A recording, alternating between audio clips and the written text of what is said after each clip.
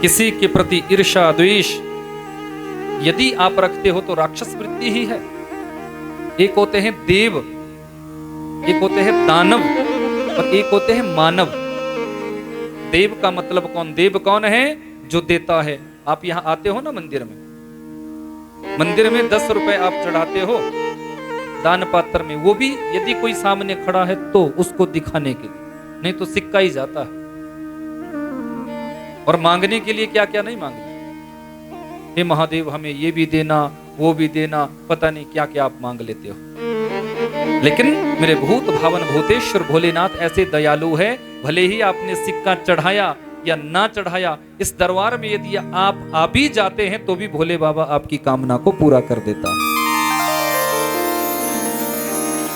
आपने भले कुछ भी नहीं चढ़ाया,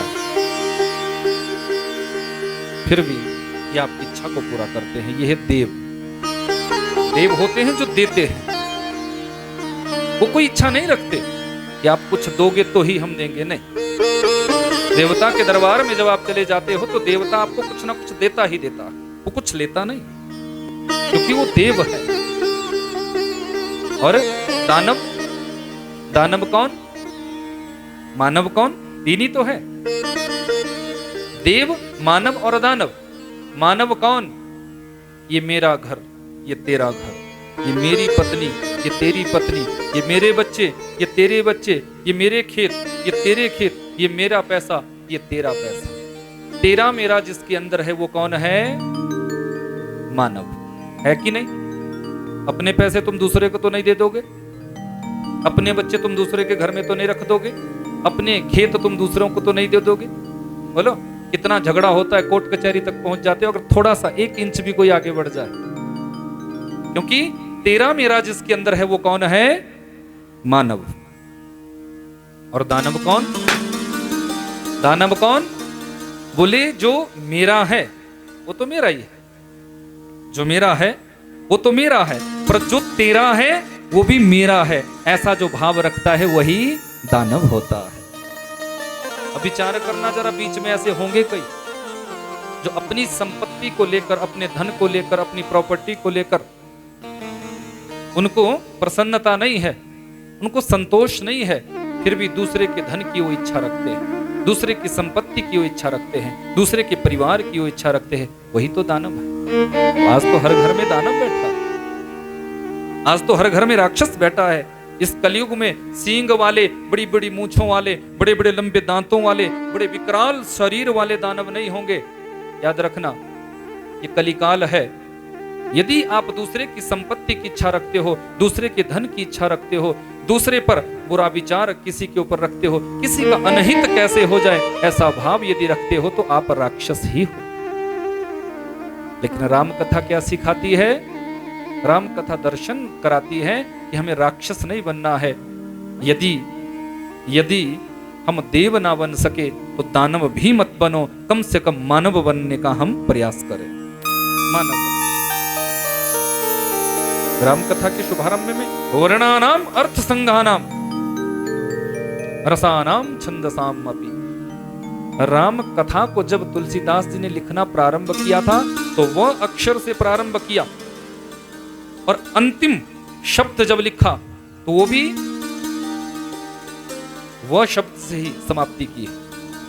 राम कथा का जब विश्राम किया तो वह शब्द से ही किया, मानवा। वह शब्द से क्यों? क्योंकि शायद गोस्वामी तुलसीदास जी ने आज से लगभग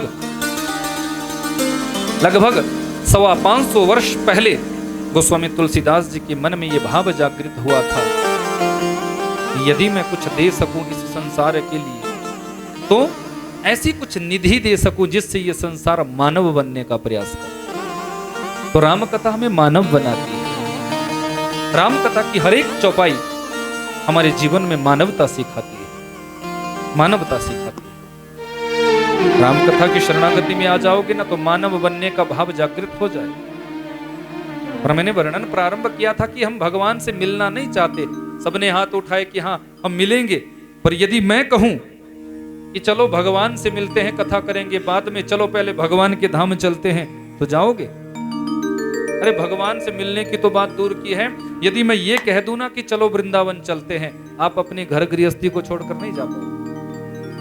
कोई बच्चों की समस्या बताएगा, कोई बच्चों के पेपरों की समस्या बताएगा, कोई अपने पति की समस्या बताएगा, कोई पत्नी की समस्या बताएगा, कोई परिवार की समस्या बताएगा, और टाल मटोल करके तुम सब छोड़ दोगे, वृंदावन भी छोड़ो। यदि मैं कहूं कि 1 महीने लगातार कथा के बाद भी, कथा में तो तुम आ रहे हो, 1 महीने लगातार कथा के बाद भी आप भुरसिंह महादेव मंदिर में आकर सेवा करोगे, तो मुझे नहीं लगता कि 10 लोग भी ऐसा कर पाएंगे।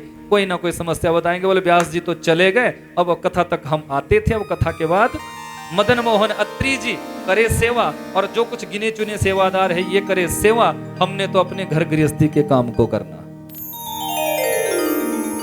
बोलो, सेवा धर्म बड़ा कठिन है, याद रखना। हम संकल्प तो ले लेते हैं किसी भी कार्य की सेवा करने की, पर क्या उस सेवा के धर्म को हम निभा पाते हैं? क्या उस सेवा के कर्म को? आज कथा के दौरान तो भंडारा देने के लिए सब आ जाएंगे, कथा के दौरान तो सेवा के लिए तुम सब खड़े हो जाएंगे, पर आगे पीछे तुम इस दरबार में कितनी सेवा करते हो, ये थोड़ा विचार करो। मेरी बात आपको कड़वी लग सकती है, पर मुझे इससे कोई परवाह नहीं। मैं कहूंगा वही जो यथार्थ है। आप विचार करना मेरे शब्दों पर, घर में जाकर चिंतन करना कि क्या इस स्थान से नाता गिने चुने भक्तों का नहीं है, इस स्थान से नाता आप सभी का है, सबका अधिकार है। मुझे तो बड़ी प्रसन्नता हुई कि 22 या 21 कुछ कितने खेल ये कुलदेव हैं, ये भुरसिंह महादेव जी 22 कुलों के इष्ट देव हैं, कुलदेव हैं। विचार करना चाहिए। इस स्थान में जब आप आते हो तो ये समझा करो, साल भर आप खूब कमाओ, खूब पैसा इकट्ठा करो, क्योंकि गृहस्थियों का सर्वप्रथम यही धर्म है, मेहनत करना। हम सभी को आलसी नहीं होना चाहिए। खूब मेहनत मजदूरी करो, जो आप काम करते हैं उसको करो, जो बिजनेस करते हैं बिजनेस करो, नौकरी करते हैं करो, खूब धन इकट्ठा करो। पर याद रखो, यदि आपने 1000 रुपए कमाया है, ये मैं एग्जाम्पल दे रहा हूं, कमाने को तो आप करोड़ों कमाते हैं, पर यदि आप 1000 रुपए कमाते हैं तो ईमानदारी से 100 रुपया भुरसिंह महादेव मंदिर कमेटी के पास देने का आप संकल्प ले लेना, देखना आपके जीवन में कभी अभाव नहीं आएगा। दशांश ईमानदारी से निकाल, लाख आंख से देख रहा है, सबको देखने वाला 10वां हिस्सा अपनी नेक कमाई का निकाल कर रख दो कि हमें इस मंदिर परिसर में देना है। मंदिर में कोई भी सेवा बने, चाहे कोई कमरा बने, चाहे कहीं बाथरूम बने, चाहे कहीं टाइल लगे, चाहे कहीं पत्थर लगे, चाहे मंदिर की कोई भी सेवा हो, लेकिन हमें उस सेवा में कुछ ना कुछ सहयोग देना ही देना है। सियावर रामचंद्र भगवान की, भगवान से मिलने का भाव रखो, पर कोई मिलना नहीं चाहता। एक बार क्या हुआ, संत नारद जी नारायण महाप्रभु के पास चले गए। प्रभु आप शेष सैया पर शयन करते रहते हैं, हजारों लाखों भक्त आपसे मिलना चाहते हैं, पर आप किसी को दर्शन देते ही नहीं। थोड़ा वॉल्यूम बढ़ाओ इसका। राधे राधे राधे। बोले वृंदावन बिहारी लाल की, ध्यान से सुनना, आप किसी से मिलना ही नहीं चाहते। तो भगवान ने कहा ऐसा नहीं है, मैं तो दुनिया के हर जीव से मिलना चाहता हूं, हर भक्त से मिलना चाहता हूं, पर सच्चाई ये है दुनिया की कि कोई मुझसे नहीं मिलना चाहता, कोई मुझसे नहीं मिलना चाहता। नारद जी ने कहा ऐसा तो नहीं हो सकता, दुनिया के लोग तो आपसे मिलना चाहते हैं, आप किसी से नहीं मिलते। तो भगवान ने कहा कि ढूंढ लो, किसी एक भक्त को ले आओ मेरे पास जो सचमुच मुझसे मिलना चाहता हो। अब नारद जी कहने लगे एक क्या, मैं तो हजारों भक्तों को लेकर आ सकता हूं। तो भगवान ने कहा तू हजारों छोड़, एक को लेकर आ जा, मैं मान जाऊं। प्रभु आप यहां प्रतीक्षा करना, मैं जल्दी आऊंगा। संत नारद जी यहां से आए हैं और धरती पर, अब जैसे ही धरती पर आए तो क्या देखते हैं, आकाश से, क्योंकि वायु मार्ग से आ रहे थे। पहले का इतिहास तो बड़ा विचित्र था, लोग अपने योग बल से, तप बल से, अपनी साधना संपन्नता से आकाश में उड़ते थे। जैसे आप आज हवाई जहाज में बैठकर जाते हो ना, पहले के ऋषि मुनि संत तपस्वी लोग पहले वायु मार्ग से उड़कर चले जाते थे।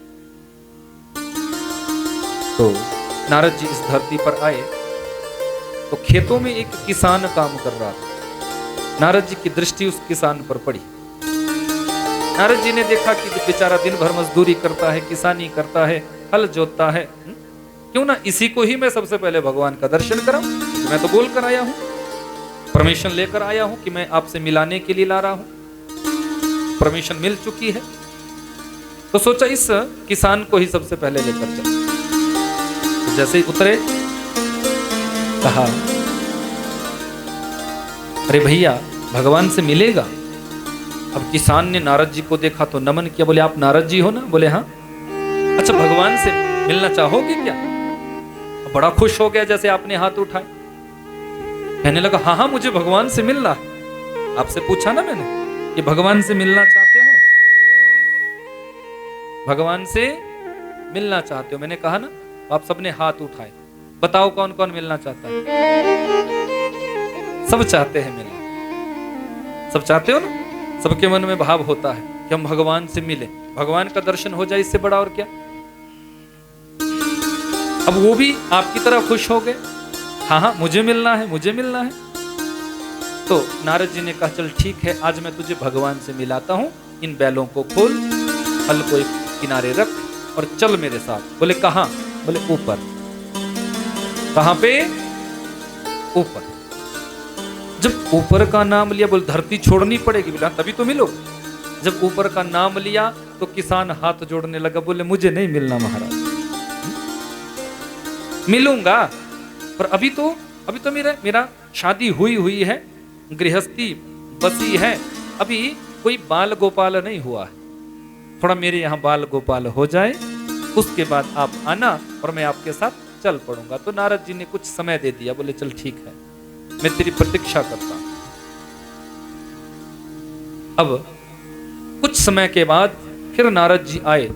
अब इस किसान के यहाँ बेटा बेटी हो चुके हैं, गृहस्थी में बेटा बेटी हो चुके हैं। तो नारद जी ने कहा कि देख अब तेरे बेटा भी हो गया, बेटी भी हो गई, गृहस्थ की पूर्णता हो गई, अब चल मेरे साथ। बोले महाराज अभी कैसे जा सकता हूं? अभी तो ये बड़े छोटे छोटे बच्चे हैं मेरे, अभी इनका लालन पालन भी ढंग से नहीं हुआ है। थोड़ा ये बड़े हो जाए, ये थोड़ा समझदार बन जाए, अपने भाव को थोड़ा समझने लग जाए, थोड़ा सा इनकी पढ़ाई लिखाई की व्यवस्था हो जाए, उसके बाद मैं आपके साथ चलूं। नारद जी ने फिर समय दिया। फिर कुछ कालांतर के बाद नारद जी आए। अब वो बेटा बेटी बड़े हो चुके हैं, जवान हो चुके हैं, अच्छी पढ़ाई लिखाई उन्होंने कर दी। नारद जी ने कहा कि अब तेरा बेटा बेटी बड़े हो चुके हैं, अब चल मेरे साथ, अब तो ये समझदार हो चुके हैं। बोले महाराज अभी इनका कहीं मैं रिश्ता करूं और इनका विवाह हो जाए, ये अपने अपने गृहस्थी में बस बंध जाए, उसके बाद चल पड़ो। फिर नारद जी ने समय दिया, चल जल्दी से रिश्ता कर, बेटा भी हो जाएगा, आगे तेरे ये इनकी गृहस्थी भी बस जाएगी। अब कुछ समय के बाद नारद जी फिर आए। क्या देखते हैं अब बेटा बेटी भी हो चुके हैं, उनकी शादी ब्याह भी सब कुछ हो चुका है और उनके भी आगे नाती पोता हो गए। नारद जी ने कहा कि अब देख, अब तो तेरा इतना बड़ा परिवार हो गया, अब चल मेरे साथ। बोले महाराज अभी अभी पोता हुआ है, अभी पोते की उंगली पकड़कर उसे मैंने कुछ चलाया नहीं, कुछ सिखाया नहीं, कुछ घुमाया नहीं। थोड़ा सा ये पोता बड़ा हो जाए, पोते का साथ क्या प्रेम होता है ये थोड़ा सा मैं देख लूं, उसके बाद चल। किसान वृद्ध हो चुका है, पोता तो तभी होता है जब वृद्धावस्था आती है। पर मूल से प्यारा ब्याज। दादाओं से पूछो, बेटा इतना प्यारा नहीं होगा जितना पोता होगा।